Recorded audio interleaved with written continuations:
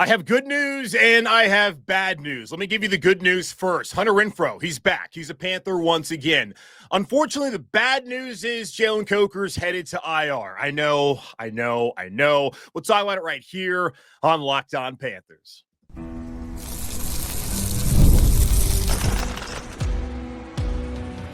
You are Locked On Panthers, your daily Carolina Panthers podcast. Part of the Locked On Podcast Network, your team every day.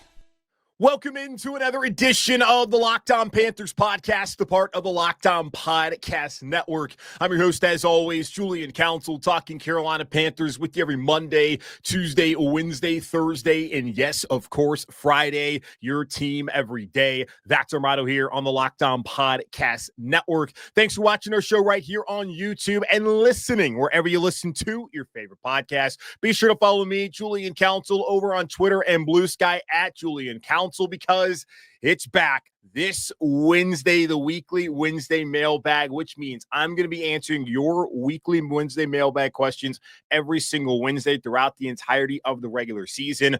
All you got to do is either at me or DM me over on Twitter at Julian Council, or hit me up over on Blue Sky, also at Julian Council, to get your questions in for this week's edition of the weekly Wednesday mailbag here on Locked On Panthers. Today's episode, Locked On Panthers, brought to you by Game Time. Download the Game Time app, create an account, and use code Locked On NFL for $20 off your first purchase. Week one is finally here. We have made it to real football being played, games that matter happening on Sunday, 1 o'clock p.m. Eastern time down in Jacksonville. The 2025 iteration of your Carolina Panthers head down to face off against the Jacksonville Jaguars. Got to talk about some week one storylines later here on the show. But let's start off by talking about the news of the weekend that happened on Saturday. We have some good news, but we also have some bad news as it pertains to the Panthers heading into week one. The good news, we'll start there first, of course. Hunter Renfrow.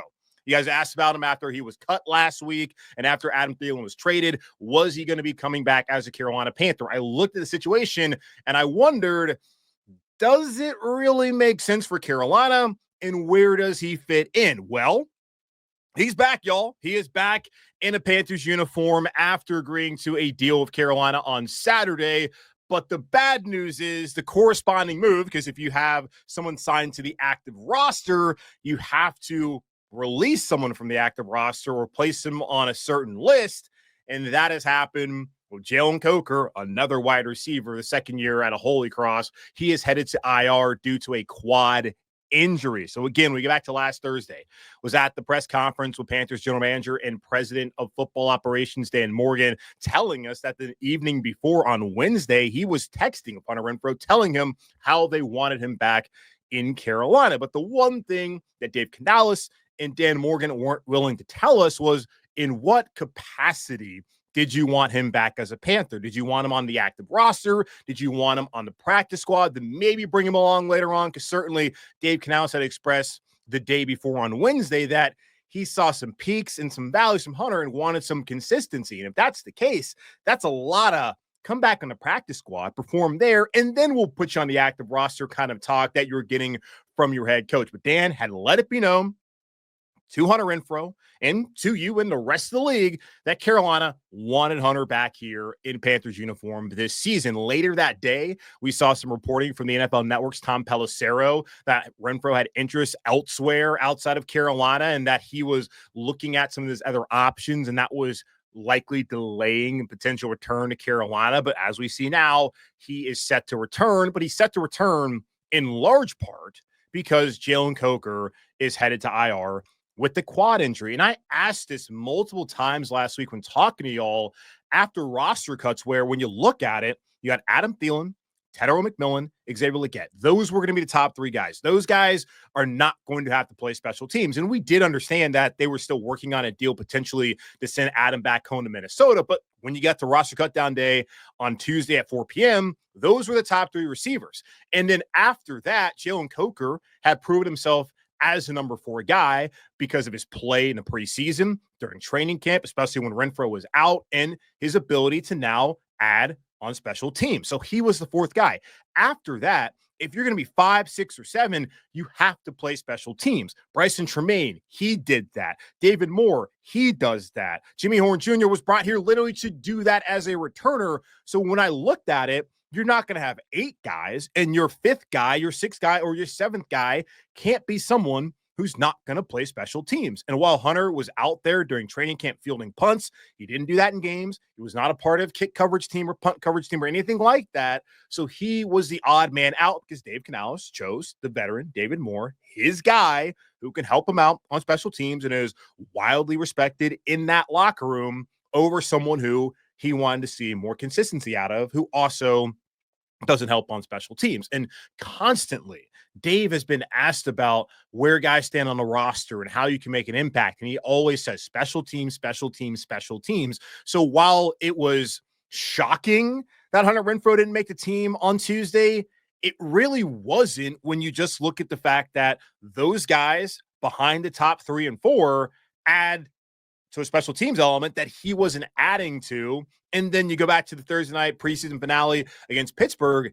He's playing in that game. He's playing that whole first half with Jack Plummer at quarterback, trying to earn a spot over David Moore and over some of those other guys that were battling for a roster spot. So while it was surprising, was it really that surprising when you weighed everything as far as the depth and talent of the wide receiver core and some of the roles that needed to be played, and that he didn't necessarily fit what they wanted? So once Adam Thielen was traded the next day, plenty of people were asking me, does that mean that Hunter's going to come back? And I said then, I don't know what all has changed.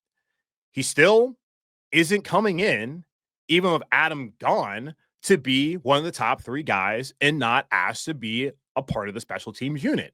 And they still chose David Moore over him. They still chose Bryson Tremaine over him. They still chose Jimmy Horn Jr. over him. And of course, the other top 3 in McMillan, Leggett, and Coker. So he's not coming in to be the 7th guy. Maybe he comes in and is the 4th guy, but the previous 4th guy from the day before, Jalen Coker, was playing special teams. So later on that day, we saw them put in a waiver claim, get Dale Von Campbell from South Carolina for him to be a gunner, which made it even more obvious, if it wasn't already, that that is what they were valuing from the bottom guys in that wide receiver position room.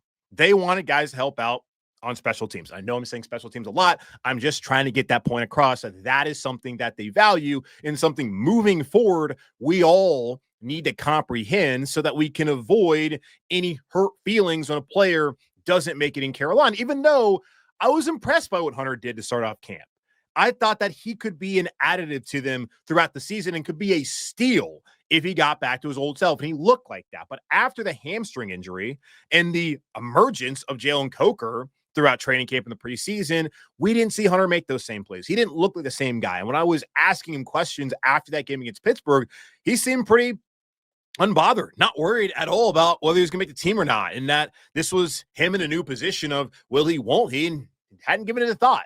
So really kind of interesting. That was his perspective. But he's a guy who's been through a lot over the last couple of years. And if he wasn't going to play football, then so be it. He knows there's other opportunities potentially for him outside of Carolina. But it's so far right now, it has worked out. And I had wondered the hang up was potentially they weren't offering him the role that he wanted, which seems to be very clear now. And did he not want to be on the practice squad? And was the money not right? And all of the above. And really, that's kind of what it turned out to be, because they didn't have a role for him. Maybe practice squad was the role they had, and the money wasn't right. Joe Person from The Athletic reporting on Saturday that Hunter Renfrow was set to make $1.3 million on his original deal. After getting cut, Renfrow wanted more of a commitment from the Panthers. A new 1-year contract is worth $2.25 million, with $2 million guaranteed of incentives that could push it to $3 million per his league source. So yeah, the role, the money, the trust wasn't there after he got cut on Tuesday. And when they showed him that, yeah, Hunter, we like you, but we like these 7 other guys. Oh yeah, and this guy who was on the worst receiving core in college football last year more than you. So he's now back. That's great news for the Panthers. But the bad news, of course, that Jalen Coker is headed to IR when he was finally ascending into that number 3 spot. That was certainly his moving forward. So we'll talk about Jalen Coker, the ramifications of his injury and what that means for him moving forward. We'll talk about that here in just a moment on Locked On Panthers. NFL season is back, and honestly, there's nothing better than being in the stadium surrounded by fans cheering on your team. But let's be honest, getting tickets can be a hassle between queues, login screens, and prices jumping at checkout. It's frustrating. That's why I use Game Time, the app that gives the advantage back to fans. Game Time is fast, easy, and backed by the Game Time guarantee. You'll always get 100% authentic tickets delivered on time and at the best price. Plus, all fees are included, so the price you see is the price you pay. The app made it super simple. I could even see the exact view from my seat before buying. I love zone deals too. Pick the section, Game Time picks the seats, and you save big. Honestly, it's faster, cheaper, and less stressful than any other way I've bought tickets. Download the Game Time app, create an account, and use code LOCKEDONNFL for $20 off your first purchase. Terms apply again. That's promo code LOCKEDONNFL for $20 off. Swipe, tap, ticket, go. Download Game Time today. The NFL season is almost here, and FanDuel is making sure you're ready for kickoff with a can't-miss offer. Right now, new customers can bet just $5, and if your bet wins, you'll get $300 in bonus bets to use across the app. I love using FanDuel because it fits however you like to bet. Player props, building a same-game parlay, or even jumping in live as the action unfolds. It makes every game more exciting, whether you're watching your team or just keeping an eye on your fantasy lineup. It's quick, easy, and the best way to add to a little more energy to Sundays. So are you ready to play? Download the FanDuel app now by using FanDuel.com to get started. That's FanDuel.com to place your first $5 bet. Taking a look at the Panthers wide receiver room heading into their week 1 matchup on Sunday against Jacksonville Jaguars. Got the top 3 right now: Tetairoa McMillan, Xavier Legette, and I would assume that Hunter Renfrow, now back on the active roster, is coming in to play the slot and replace Jalen Coker for the time being. So he would be the number 3, and maybe it's David Moore. We'll find out, but I'm guessing it's me, Hunter. And then behind them, David Moore, Jimmy Horn Jr., Bryson Tremaine, and Dale Von Campbell. Those are the 7 members of the active roster in that wide receiver room for the Panthers. Again, Jalen Coker headed to IR with a quad injury. And when the Panthers put out their article / press release, really an article, on their website on Saturday, it did say if he goes to IR. Now, I don't believe that Ian Rappaport and Jonathan Jones and Adam Schefter and Joe Person and all these people are saying he's going to IR for the Panthers not to place him on IR. Like, I don't know what the other option would be other than holding a roster spot and having him inactive for the next 4 or 6 weeks, which would be dumb because then you have 8 receivers. So, yeah, he's going to IR, and we'll see when he comes back. According to Joe Person, the Athletic, he's expected to miss 4 to 6 weeks, which means he's guaranteed. If he goes on injury reserve to return, that's the same designation that LeBron Ray has, the defensive tackle here in Carolina. He's going to miss at Jacksonville on Sunday, at Arizona next week, the home opener against Atlanta, and then up in New England. He's guaranteed to miss those 4 games if he is placed on IR with a designation to return.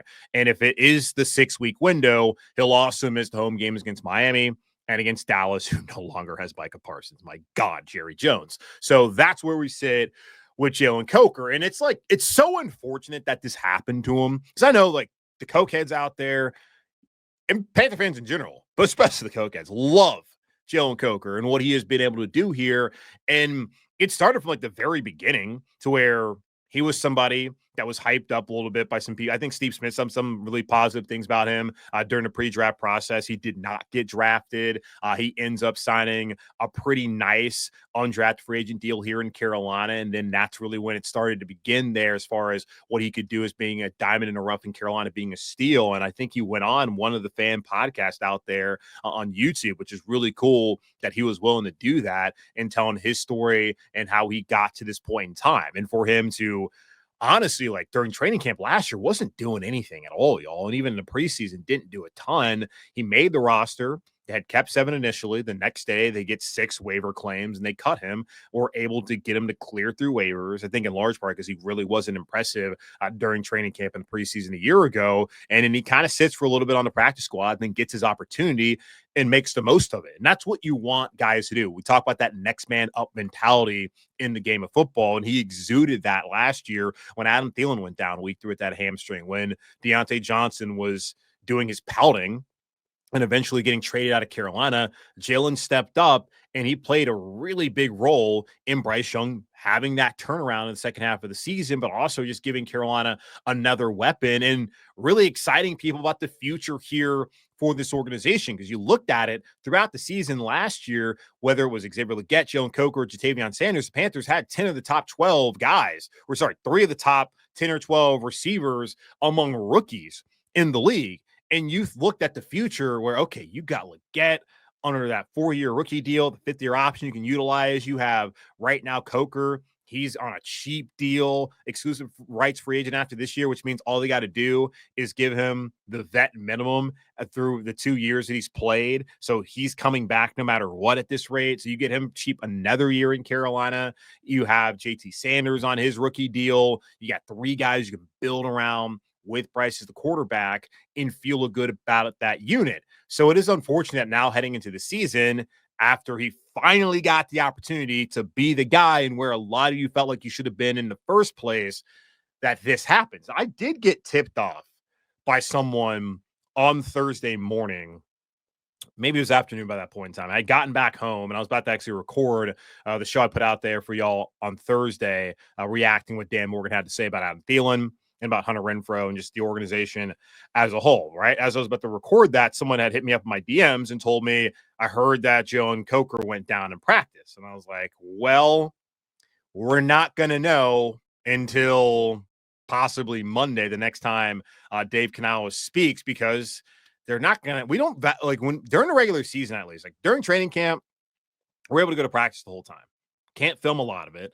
But during a regular season, there's like 15-minute viewing windows, and it's like them stretching and individual drills. It's nothing that we get to see throughout the training camp. So if something happens to a player when we're not out there, they're not going to tell us.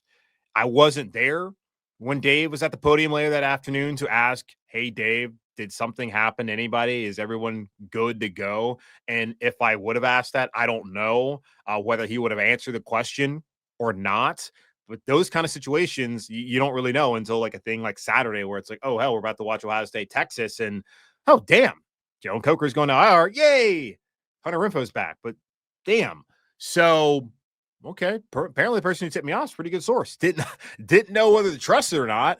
No disrespect to them at all. It's just one of those things where I'm not going to put that out there. But now maybe I can put out stuff that I hear from them. Now they got the injury wrong. They were saying it was a hamstring. It's a quad injury, but either way, Jalen Coker did go down in practice, and he is expected to miss again in the next 4 weeks at minimum on IR, and then potentially up to 6 weeks based off of the reporting from Joe Person. And this is not the first time that Coker has dealt with a quad injury. Last year, you may recall, he missed 3 weeks with a quad injury, missing weeks 12 through 14. That was a Kansas City game, the first Tampa game, and the game there in Philadelphia.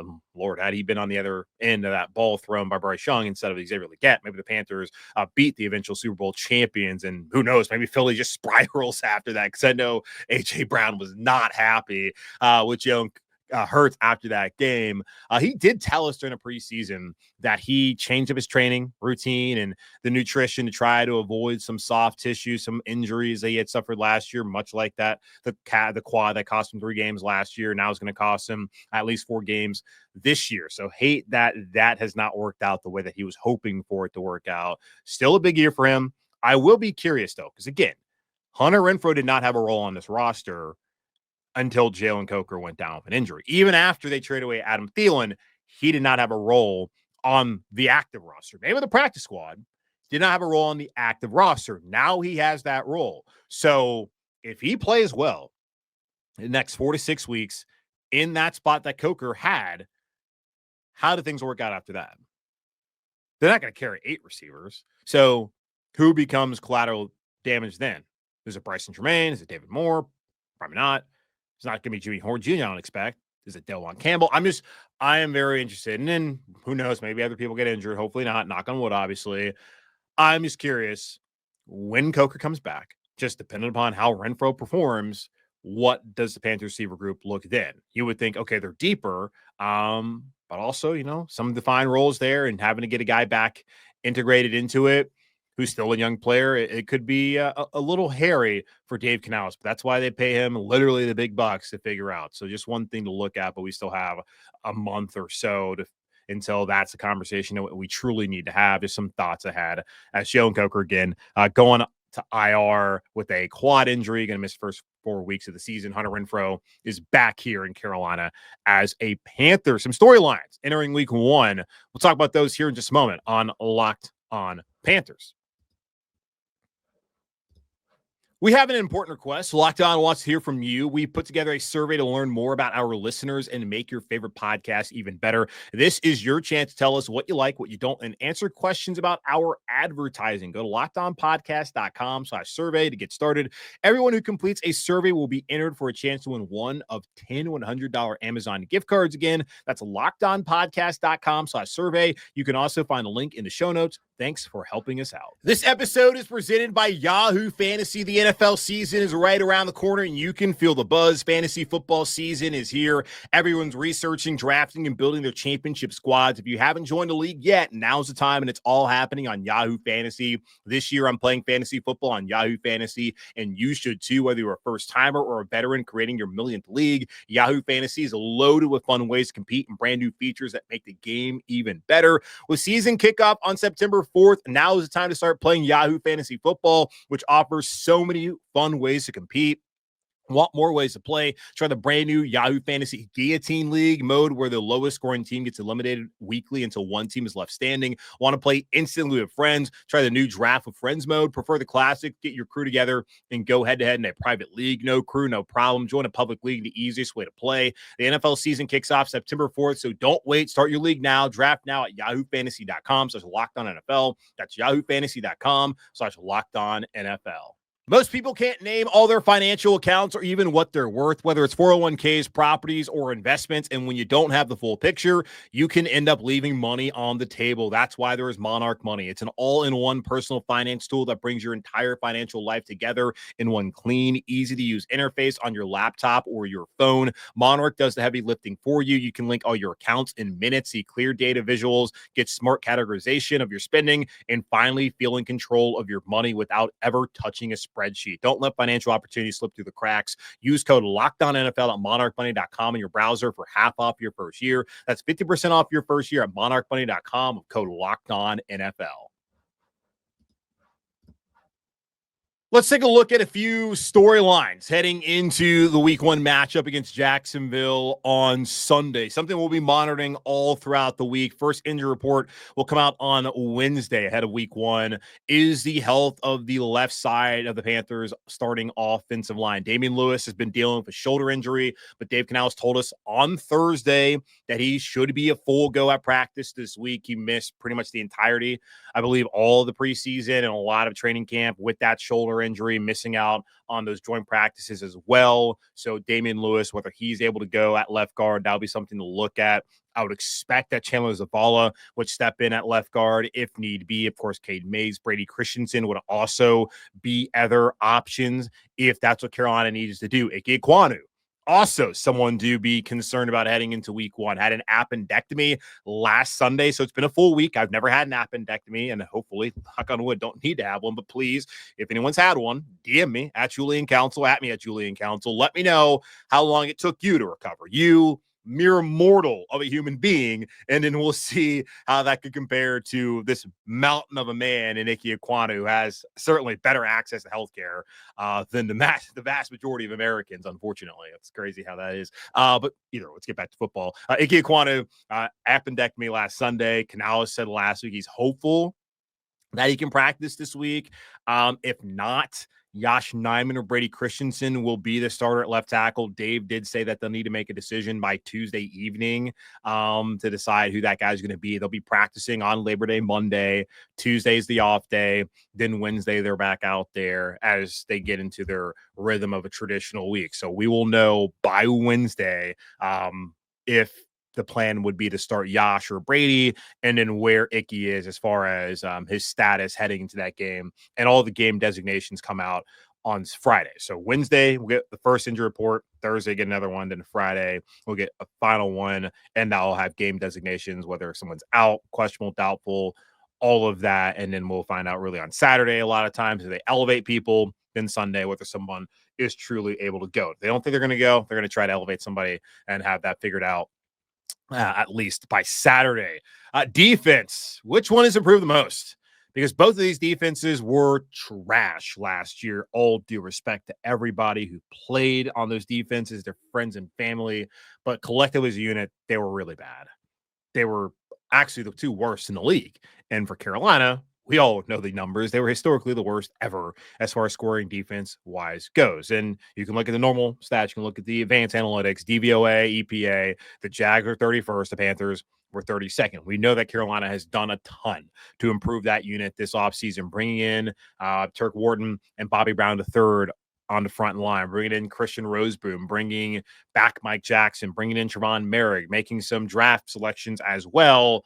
They need this to be a much better unit. Now, I don't know how much better they're going to be this year, but being not the worst in history of the NFL is obviously improving. Like the bar is extremely low to clear for Jero Vero's defense in his third year as the coordinator. And they gave up 31.4 points per game last year. If they give up 25.4, that's a touchdown better. So that is improvement. And that's at minimum what you should be hoping to see from this defense, even if that still makes it a top or a bottom 10 defense in the league this year. You can be 25th. Don't be 32nd. Now, 25th is not great. 24th is not great either, but it's a hell of a lot better, as we saw, than being 32nd and the worst, literally, in the history of the NFL, scoring defense-wise last year. So that will be a big storyline heading into the game. Which of the two defenses heading into week one has been able to improve the most and able to show it there out on the field in Jacksonville on Sunday? And there will obviously be a focus on the two first-round picks. Now, the broadcast will be focusing solely on Travis Hunter, the Heisman Trophy winner from Colorado, which I'm sure will upset plenty of you. And it's kind of to be understood. The guy did something we have not seen anyone do in a very, very long time at the collegiate level, albeit in the Big 12, where there's not a lot of NFL players. Even though Tetairoa McMillan is also a Big 12 guy, truly Pac-12 guy, but whatever, not important. But yeah, Travis Hunter was awesome. And it's a cool story heading into this year as well. It sounds like Jacksonville's going to give him an opportunity to do both. How much of which he does, we'll see. But him and T-Mac, they had some battles the last couple of seasons between Arizona and Colorado. Travis got the best of Tetairoa a couple times. Tetairoa got the best of Travis a couple times. So we'll potentially, and I would think, get to see that matchup play out again on Sunday. So which of those two could have the biggest impact? And Hunter played at altitude, so the heat. He's from South Georgia. It really shouldn't concern him at all there in Jacksonville. So it'll be curious to see his impact. But really, for the Panthers' perspective of things, now that Adam Thielen's gone, Jalen Coker's on IR, Xavier Legette's here for a second year, you got Hunter Renfrow coming in, and he hasn't shown a ton over a month now. Yeah, T-Mac, you're the number one guy. You're playing the X. They draft you 8th overall, surprising me and a lot of people out there. And even looking at it, some people I have talked to still wish that Carolina would have gone out there and got a defender. You got to show out, man. You really have to show out early and often this season to show that they were right to get you. And it's not necessarily right or wrong based off of 1 year, but you want to be headed in the right direction and certainly need to be far more impressive than what they saw last year from their other first-round pick, Xavier Legette, who was barely a first-round pick to begin with, and, of course, the undrafted rookie, which you can't have much expectation for what Coker did last year. Anyways, like the expectation is for McMillan to be a dude, and I laid it out multiple times this offseason. I expect him to have the same impact as Rome Odunze, as Malik Neighbors, as Marvin Harrison Jr. And now when you look at the situation that he's in, no Thielen, a second-year guy in Leggett, and in Renfrow, who didn't play last year, you have a big opportunity to get the ball a lot, to get a ton of targets. Target share for Roma Dunze wasn't there. It was there for Marvin Harrison Jr. Damn sure was there for Malik Neighbors. That target share is right there for the taking, at least for the next month and a half for Tetairoa McMillan. So, yeah, really interested to see the impact he can make, and, of course, what Travis Hunter can do in his debut. And then the last one, can the Panthers get a season off the ground? Lord, I've been praying for this. I have, because I have been covering this team, doing this podcast since 21 at this point in time. They are 19-59. The only season where they got off the ground was that season back in 2021, where they started off 3-0 with Sam Darnold. Ever since then, it's been really a calamity. They have lost 3 straight season openers and have started 0-2 each of those seasons. Of course, last year starting off with 1-7, it was 0-6 the previous year, and eventually it was 1-10, and then it was 0-2, and then they finally, I think it was like 1-5 before things got, maybe even 1-6 before things got turned around. It's just been a disaster the way that these seasons have begun, whether it was Canales last year or it was Frank Reich the year prior, Matt Rule the year before that. Tired of it. Tired of coming up here and talking about a team that in September can't get it together. So can you fall apart in November or December instead? Can you at least get a season off the ground, have people excited? Of course, don't fall apart late in the season, but I would rather that happen than to not do anything at all to begin the year and have people checked out by October 1st, asking me, is it farmer's market season, Julian? I don't want to answer those questions this year. I don't want to see any of those questions this year. Can they get a season off the ground? Again, lost 3 straight season openers last year, got just blitzed by the Saints, who are terrible. The year prior to that, I can't remember who they played in week 1. Oh, Atlanta. Didn't look that great in that game. And then before that, against Cleveland with Baker Mayfield. Wow, just crazy that happened for a brief moment in time. Jacksonville's a winnable game. It's on the road. It's a winnable game. Make it happen. Cannot start 0-6. Cannot start 1-7, 1-10. Any of those. And if you go back even to 2019, the Panthers are 1-5 in season openers. 1-5. And then before that, when Ron was the head coach, they were having a ton of success in season openers. Really, the only one they were losing was that one back in 2016 in Denver, a game that should have never been played at that point in time in the season. Just crazy that the NFL did that. Is that why that season went in the tank? Can't say that. Plenty of issues that team had, but that did not help matters as far as losing in a heartbreaker there against Denver to open up the season on Thursday night. So, yeah, have not had success in season openers as of late. Can they turn that around? Can they get a season off the ground on Sunday? That will be something I'm looking into heading in to Sunday's matchup. But that's going to wrap up this edition of the Locked On Panthers podcast, a part of the Locked On Podcast Network, hosted by yours truly, Julian Council. Again, y'all subscribe or follow the show free over on YouTube or wherever you listen to your favorite podcast. And be sure to follow me, Julian Council, over on Twitter and Blue Sky at Julian Council. In the meantime, be safe, be happy, be whole. As always, keep pounding. Tomorrow, going to be the season predictions episode here on Locked On Panthers. Wednesday, the mailbag. Thursday, the crossover, and then on Friday, Keys Victory Injury Report, maybe even have a guest on the show. But what I want you to do, if you listen this far, I should have brought this up earlier in the show, let me know what your season expectations are for the Panthers. So DM me, at me, let me know. I want to know what your expectations are for the season, and we'll talk about that all on Tuesday here on Locked On Panthers.